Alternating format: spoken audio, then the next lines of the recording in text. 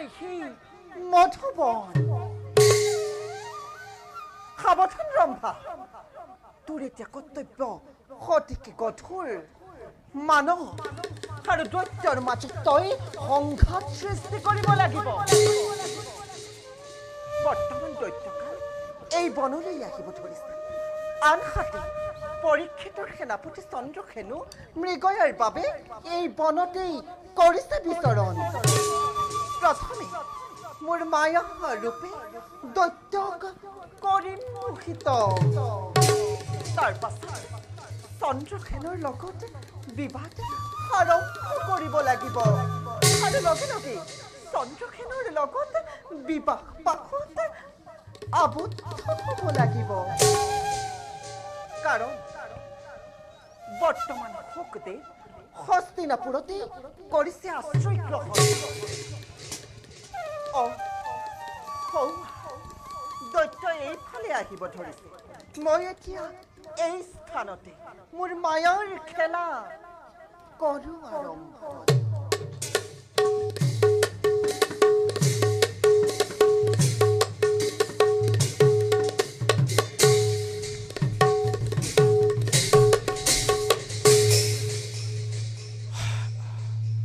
মধুবন পৰ্বতকৈ ফলে ফুলে যথেষ্টকাৰ এই বাৰ্তা শুনি দাদাই নিশ্চয় মনতে অশেষ শান্তি লাভ কৰিব যাও আৰু কিছুদূৰ মই হৰম দেখোন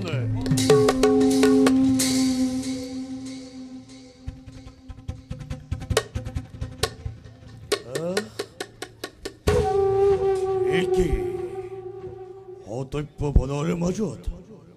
কোন এই সুন্দৰী ৰমণী কি অপূৰ্ব সুন্দৰী স্বয়ং নামি আহিছে অপেশ্বৰী অৰগৰ পৰা নাই নাই এই ৰমণীক অতি সোনকালে আশ্ৰয় দি মই মোৰ ভাজ্যৰূপে গ্ৰহণ কৰিবই লাগিব মই মোৰ ভাজ্যৰূপে গ্ৰহণ কৰিবই লাগিব যাওঁ যাওঁ মই প্ৰেম আলিংগন কৰো প্ৰদান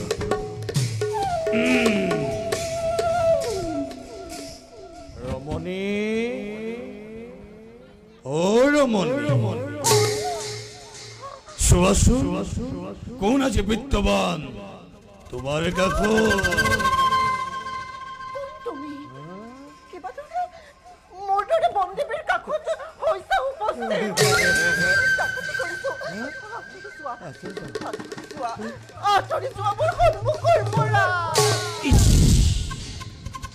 বনদেৱী অপেশ্বৰী যিয়েই নোহোৱা তুমি এইবোৰ জানিবৰ মোৰ প্ৰয়োজন তোমাৰ ৰূপ লাৱণ্য দেখি মই একেবাৰে মতলীয়া হৈ পৰিছো লৈ যাম তোমাক নিজ ৰাজ্যলৈ দিয়ানা এতিবাৰ মোক স্নেহ আলিংগন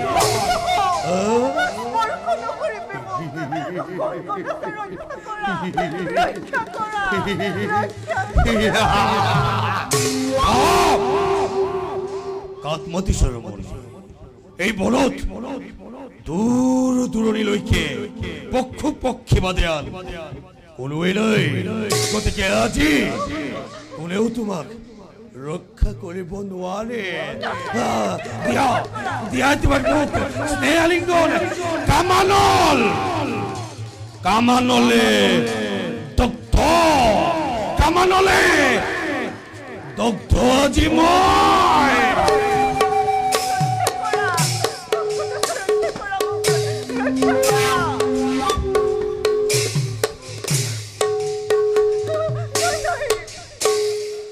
আরে আহা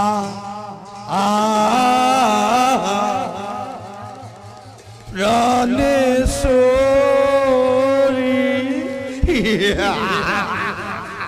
দিয়া দিয়া দিয়া দিয়া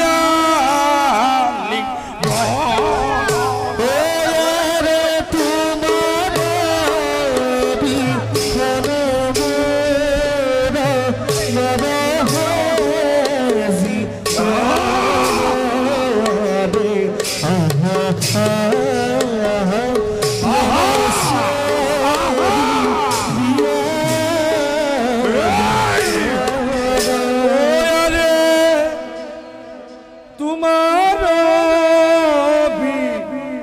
হনে মোর রমণী নর জি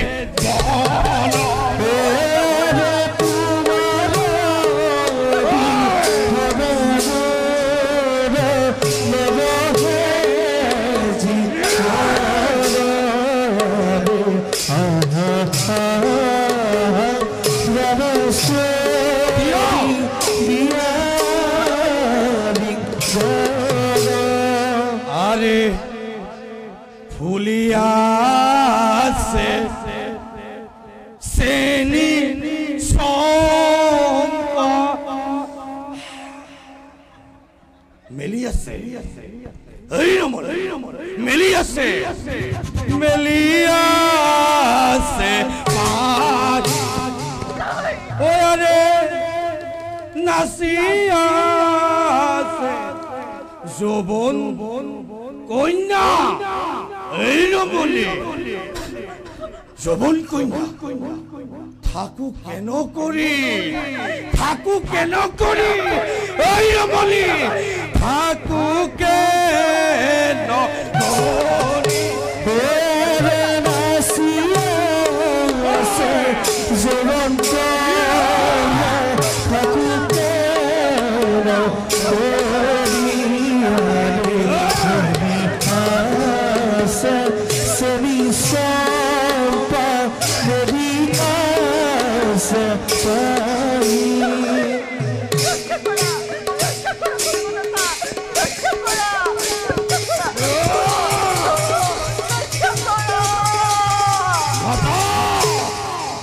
মাতা রমণী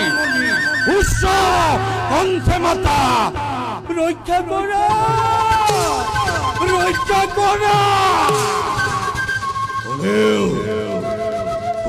আজি তোমাকে মোৰ হাতৰ পৰা ৰক্ষা কৰিব নোৱাৰে ৰমণী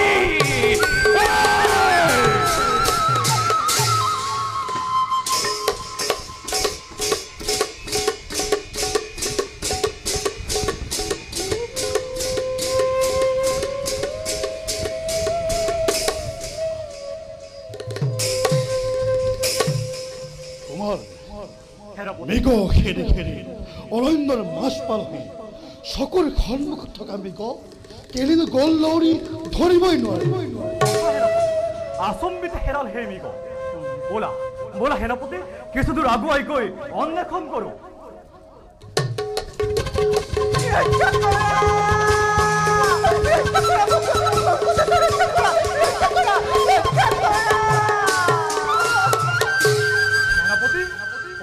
কোনোবা নাৰীৰ কণ্ঠস্বৰ নিশ্চয় কিবা বিপদে তেওঁক ধৰিছে আৱৰি সঁচা কুমাৰ এই দুৰ্ঘৰ অৰণ্যৰ মাজত কোন ৰমণী পৰিছে বিপদতে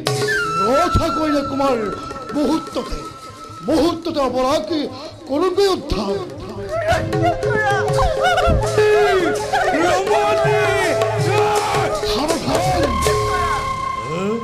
সাৱধান দত্ত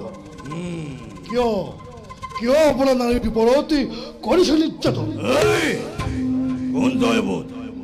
এই কালৰ কাৰ্যত বাধা দি নজ্বলিবি নিজে জ্বলন্ত অনলত চাৰ খাৰ হবি মুহূৰ্ততে কালৰ প্ৰভাৱ অস্তিনাৰ সেনাপতি মই চন্দ্ৰশেন মোৰ বৰ্তমানত নোৱাৰা পৰা বতৰ বিখাস অভিপ্ৰায় প্ৰয়োজন হলে নিজ ৰক্ত প্ৰদানী উদ্ধাৰ কৰিম এই ৰমণী ৰক্ত দে প্ৰথমতে তোৰ পান কৰি প্ৰথমতে ৰক্ত তোৰ তাৰ পাছত দগ্ধ কৰিম কামানল মোৰ আমাৰ সাক্ষাততে কৰ এনে অসভ্য আচৰণ সেনাপতি মুহূৰ্ততে ইয়াক কৰো বাৰণ অন্যথা ঘটিব প্ৰবত চন্দ্ৰশেনৰ সাক্ষাৎ নালাগে তুমি কৰিম হস্ত ধাৰণ মই অকলেই এই দৈত্য কৰিম বাৰণ সাজু হ দৈত্য এই বান মই কৰিলো ধাৰণ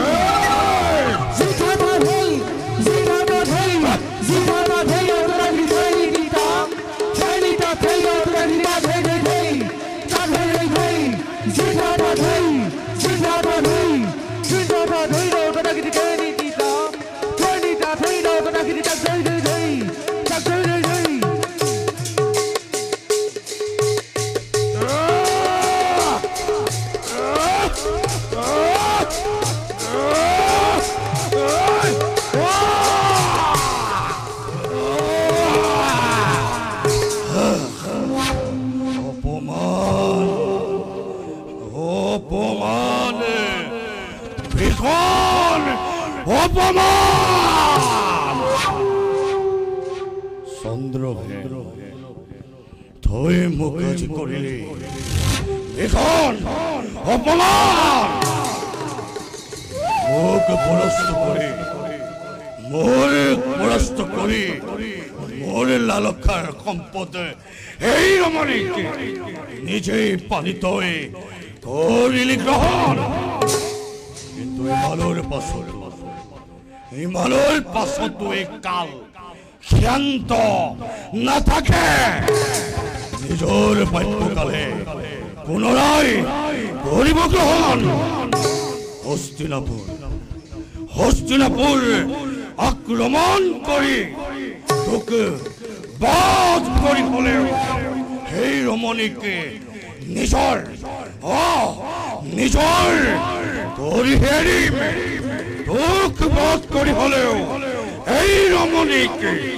নিজৰ কৰিহে হেৰিম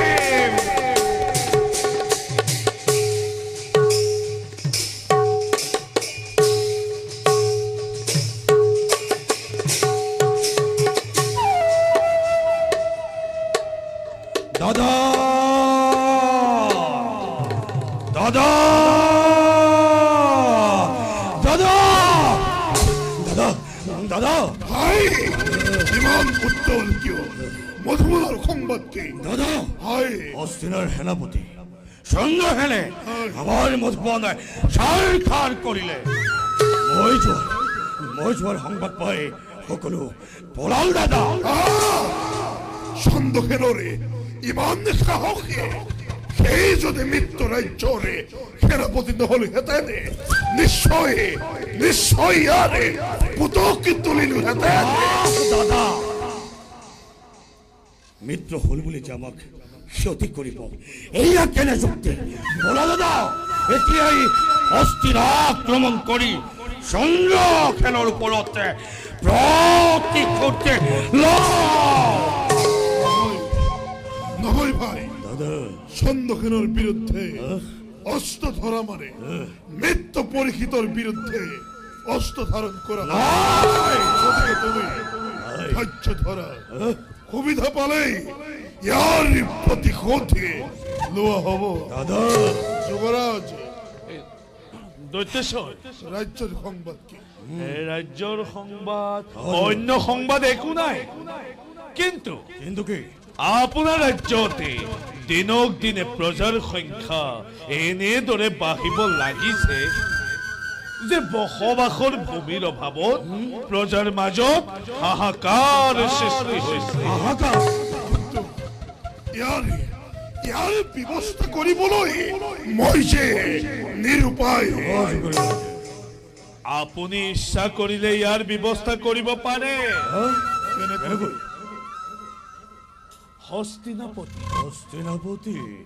হস্তিনাপতি ৰাজা পৰীক্ষিত আপোনাৰ মিত্ৰ যেতিয়া তেওঁ ৰাজ্যৰে দক্ষিণ প্ৰান্তৰ এক ভূমিখণ্ড বিচাৰ তাত অলপমান ভূমি পালেই প্ৰজাই সুখে শান্তিৰে বাস কৰিব পাৰিব আৰু যদি হস্তিনাপতিয়ে এক খণ্ড ভূমি এৰি দিবলৈ অমান্তি হয় তেতিয়া তেতিয়া কি হ'ব যুৱৰাজ কি হ'ব যুৱৰাজ যদি মিত্ৰই মিত্ৰ মিত্ৰই মিত্ৰ সেই ক্ষুদ্ৰতম সহায় কোনো কৰিব নোৱাৰে তেনে মিত্ৰ থকাৰ জানো কিবা প্ৰয়োজন আছে নাই নাই নাই নাই দৈত্যেশ্বৰ আপুনি মহাশক্তিমান ইচ্ছা কৰিলে সমগ্ৰ হস্তিনাপুৰ অধিকাৰ কৰিব পাৰে সেই কথা অবশ্যই সঁচা ভাই দাদা ইয়াত তোমাৰ মতামত কি দাদা ময়ো যুৱৰাজৰ কথা মতে একমত দাদা তেন্তে সেই হওক আজিয়েই হস্তিনালৈ এক দূত পঠোৱা আৰু হস্তিনাৰ দক্ষিণ প্ৰান্তৰে এক ভূমিখণ্ড এৰি দিবলৈ কবা আৰু যদি মান্তি নহয় যুদ্ধৰ কাৰণে প্ৰস্তুত হ'ব কবা আদেশ ৰথাজ্য দাদা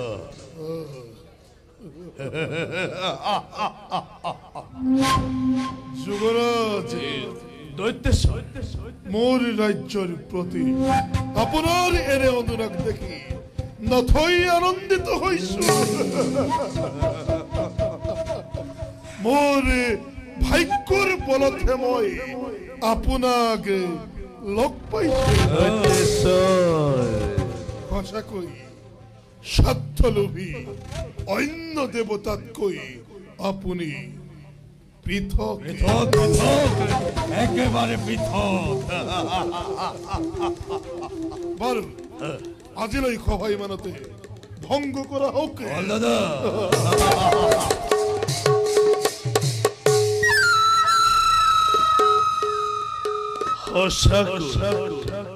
স্বাৰ্থলোভী অন্য দেৱতাতকৈ আপুনি পৃথক মূৰ্খ দৈত্য তহঁতে কি বুজিবি মোৰ অভিপ্ৰায় একলিয়ে পৃথককৈ থাকি তহঁত দুয়োকে একেবাৰে পৃথক কৰি এই সমৰ বৰ খণ্ডন কৰি খুৱাই দিম তহঁতক মৃত্যুৰ শুভ্ৰ দলিচাত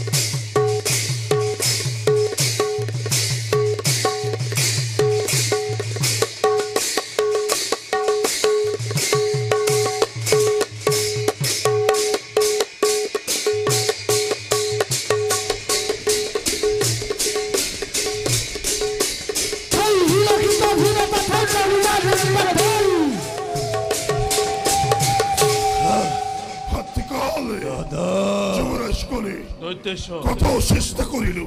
কিন্তু আজি যুদ্ধতে জয়লাভ কৰিব নোৱাৰিলো সেই সন্দোষেৰে অকলেই আমাৰ শত সহস্ৰ সৈন্যকে কৰিলে পৰাজয়ৰ জ্ঞানীয়ে লজ্জিত কৰিছে আজি দৈত্য সমাজক দাদা এই পৰাজয়ে ৰতি ক্ৰোধৰ তাপাগ্নি তপ তপ কৰি জ্বলি উঠিছে মোৰ হৃদয়ত দাদা প্ৰয়োজনত অন্যায়ভাৱে হস্তিনাপুৰ অধিকাৰ কৰিবই লাগিব অন্যথা চিৰদিনলৈ দৈত্যৰ নামত লাগিব কলংক নহয় ভাই সেই সন্দোষেন জীৱিত থকালৈকে যুদ্ধত জয়লাভ কৰাটো অসম্ভৱ যুৱৰাজে দৈত্যেশ্বৰ ইয়াৰ কিবা এটা উচিত পৰামৰ্শ আপুনি দিয়কে। দৈত্যেশ্বৰ কিছু সময়ৰ পূৰ্বে গুপ্তচৰৰ মুখে জানিব পাৰিছো কালিলৈ পূৰ্ণিমা ব্ৰত পালনৰ হেতু হস্তিনাপতিয়ে যুদ্ধ স্থগিত ৰাখিছে। এই সুযোগতে অন্যায়ভাৱে কৰি হলেও চন্দ্ৰসেনক কিন্তু বধ কৰিব পাৰি। সঁচা দাদা, ন্যায় অন্যায় বিচাৰ কৰাৰ কোনো প্ৰয়োজন নাই। ৰাজ্য জয় কৰি অটুট ৰাখিব লাগে দৈত্যৰ বিগ্ৰহ। বেশ, তেন্তে সেই হ'ব নহ'ব অন্যথা। নিপতিময় উচ্চ ৰাজ্যৰ আক্ৰমণ কৰি হস্তিনাপুৰে বলবৃক্ষ মোৰে ৰাখি মতো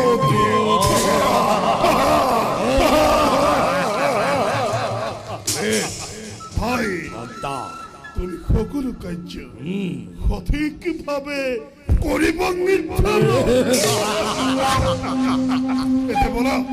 বলান্তকপুৰে ষড়যন্ত্ৰ আমি কুটুম্বই বিশ্লেষণ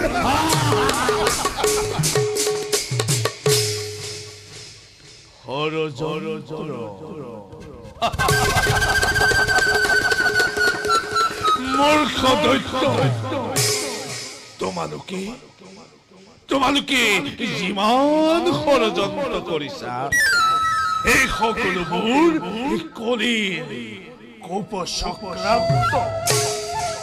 কলিৰ চক্ৰান্তৰ ৰংগশালাৰ মহাসমৰৰ তোমালোক কেৱল একোজন সৈন্য এই অদৃশ্য মহাসমৰৰ মহানায়ক কেৱল কলি।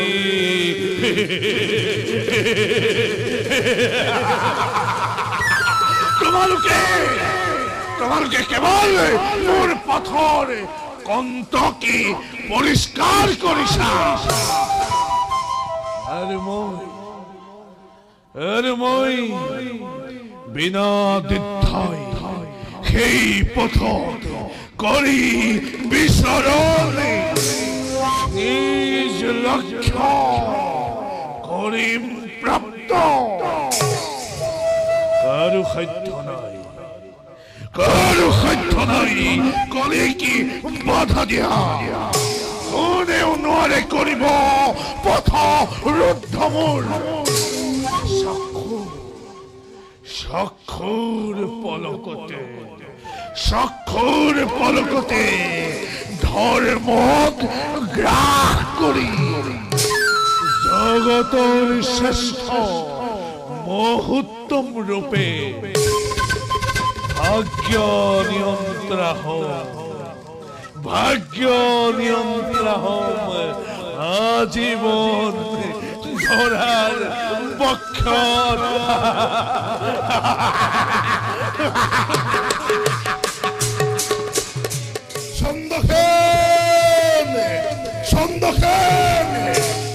চন্দখেন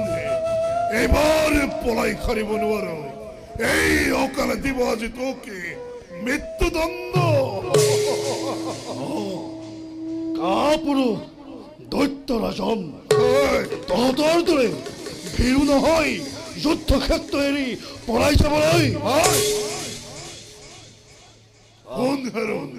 অধম পামৰ তোৰ দৰে এটা নৰ পশুকে পৰীক্ষিতে কিয় সেনাপতি পাতিলে সিয়ে মোৰ বোধগম্য নহল। তোক বধ কৰি আজি মোৰ শক্তিৰ দেও পৰিচয় আস্ফালৰ নাই প্ৰয়োজন। অস্তে কৰালিংগন লাগিলে ভূৰা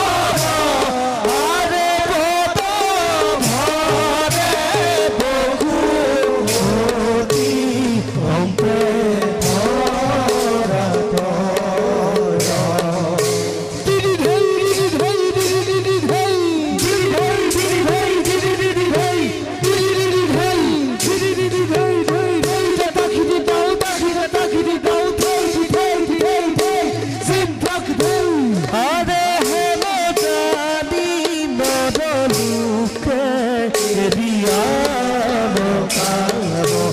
আৰে কত সাধু কথা কি তুলনা আৰে কত সাধু কথা কি তুলনা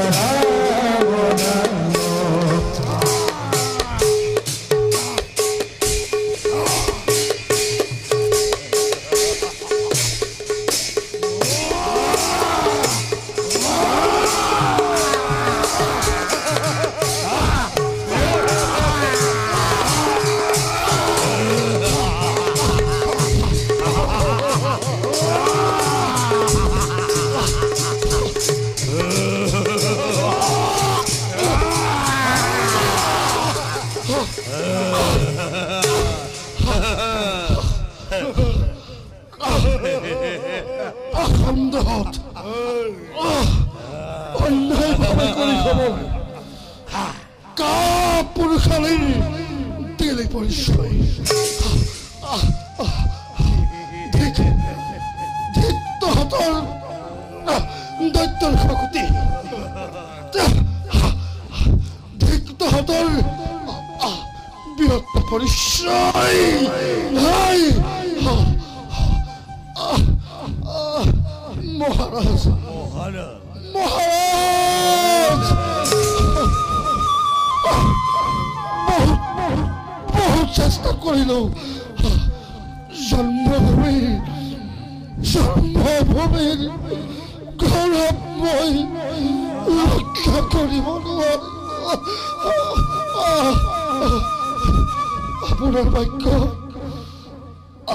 আপোনাৰ বাক্য নুশুনাৰ বাবে মোক ক্ষমা কৰিব প্ৰভু স্থান পদ কমলৰ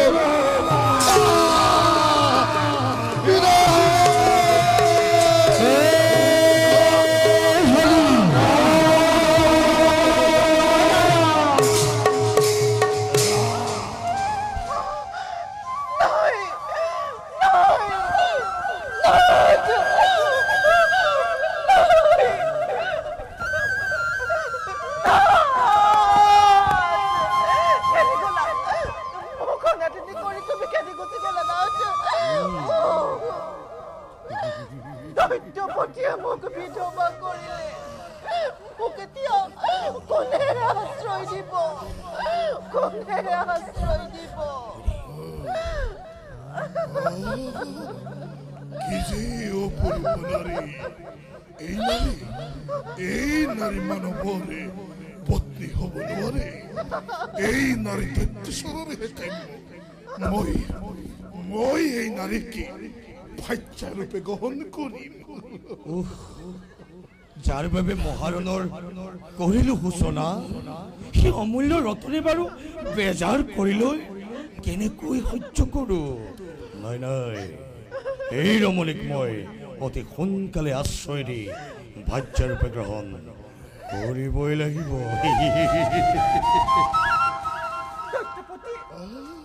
আপোনালোকে মোক যুৱতী কালতে বিধৱা কৰিলে মোক এতিয়া কোনে আশ্ৰয় দিব কোনে আশ্ৰয় দিব চিন্তা নাই ৰমণী মই তোমাক আশ্ৰয় দিলো আজি সন্তে হবা তুমি মোৰে ৰাজপথেশ্বৰী দাদা এয়া তুমি কি কৈছা দাদা এই নাৰীৰ আশ্ৰিতা তুমি হব নোৱাৰা এই এই ৰমণীৰ কাৰণে হস্তিনাপুৰ আক্ৰমণ কৰি চন্দ্ৰসেনক বধ কৰিল গতিকে এই ৰমণী মোৰ অবোধ ভক্তি জ্যেষ্ঠজনক এনে কথা কবলৈ তোৰ লাজ লগা নাই এই নাৰীকে মই ভাচ্যা ৰূপে গ্ৰহণ কৰি দাদা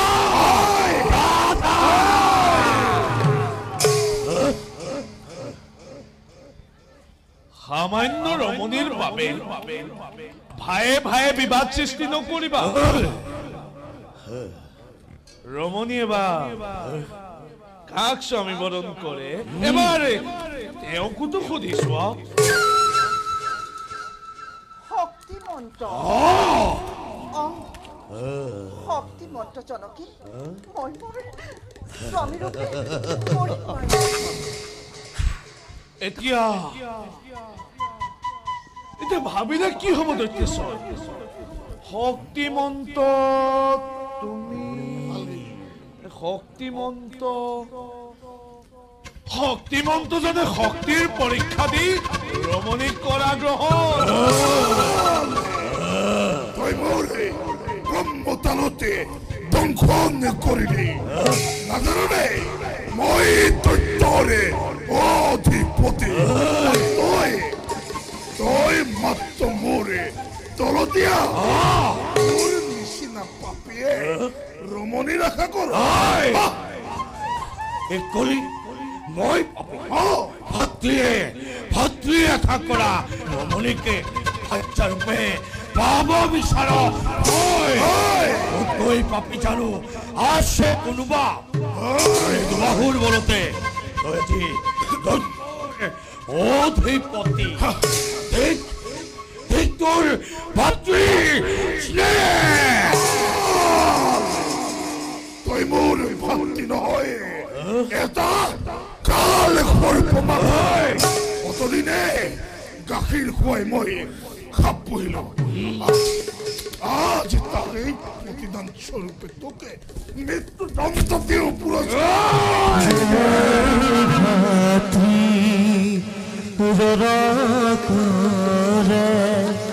অতি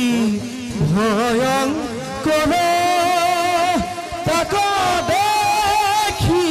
কপিলন্ত প্রজা নিরন্তর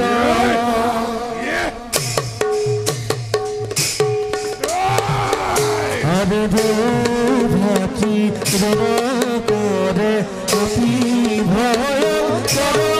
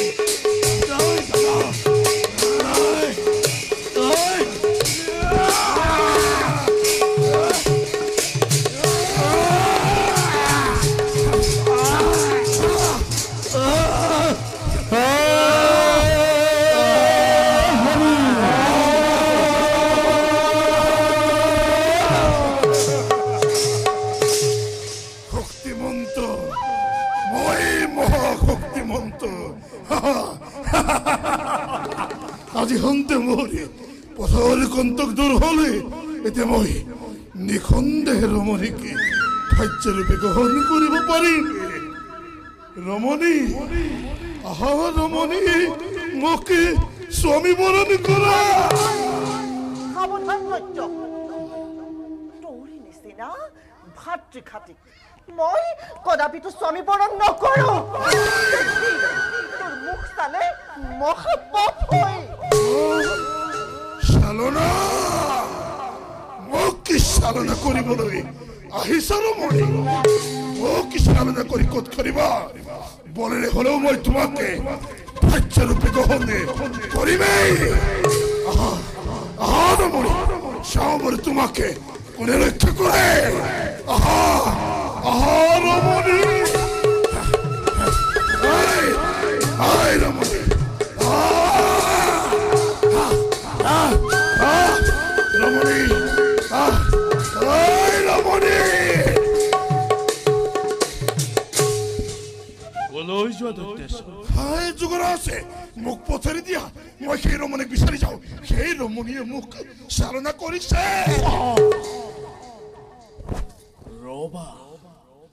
ৰবা দৈত্যেশ্বৰ যুগৰ আছে শুনা দৈত্যেশ্বৰ পৰস্তিৰ ওপৰত আসক্ত হৈ নিজৰ আত্মীয় হত্যা কৰিব পৰা জনক কোন রমণীয়ে স্বামী বরণ করিল এয়াতো তোমার অলিক কল্পনা দৈত্যেশ্বর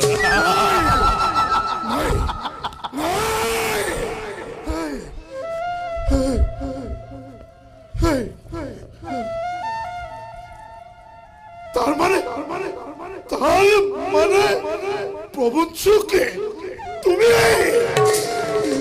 তুমি এই মুখে এই কাঞ্চন ভাবে উসতাই দিলা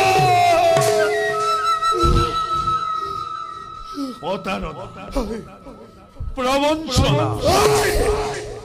আর বিবাদ সৃষ্টি করা তুই কলির প্রধান কর্তব্য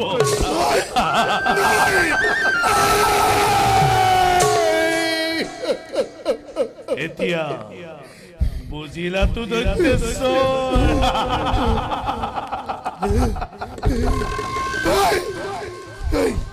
এই অহংকারী দেবতার স্বরূপ তই দিলিও তোমায় আজ তোকে পথ করে ভাতৃ হত্যার খুব মই করু নিবারণে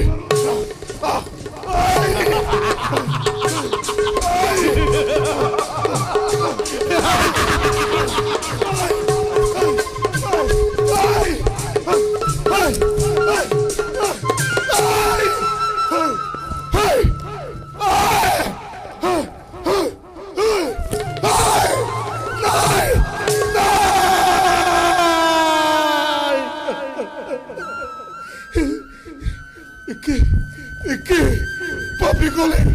হল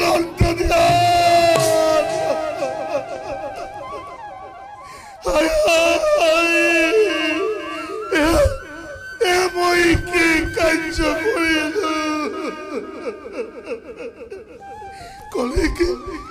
কলেকে মোর রাজ্যতে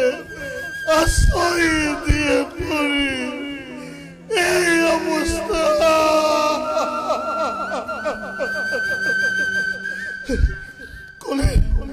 কলের পরশনাথ পড়ি অস্থির পতির লগতে নিত্য দুঃসরিল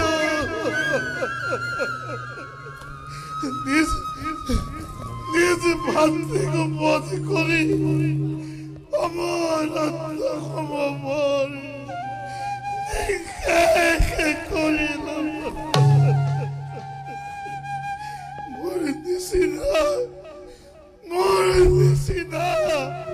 মহাপাপী নাই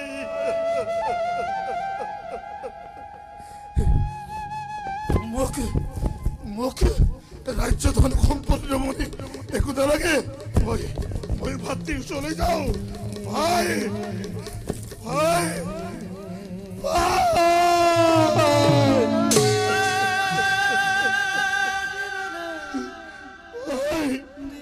তোমার প্রতি অন্যায় করা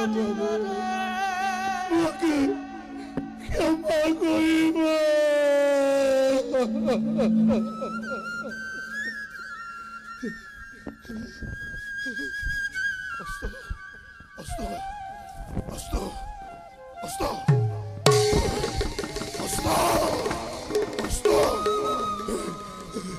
তোমার খোয়াতে কত রাজ্য জয় করিল আজি তুমি মোরে বৈক্ষরে করিতে পারি করি মুখে ধর পড়া বিদায় দিয়া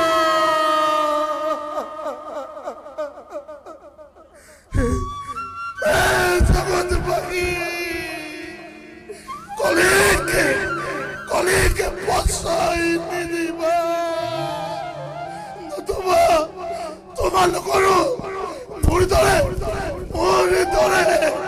একে দেখা হব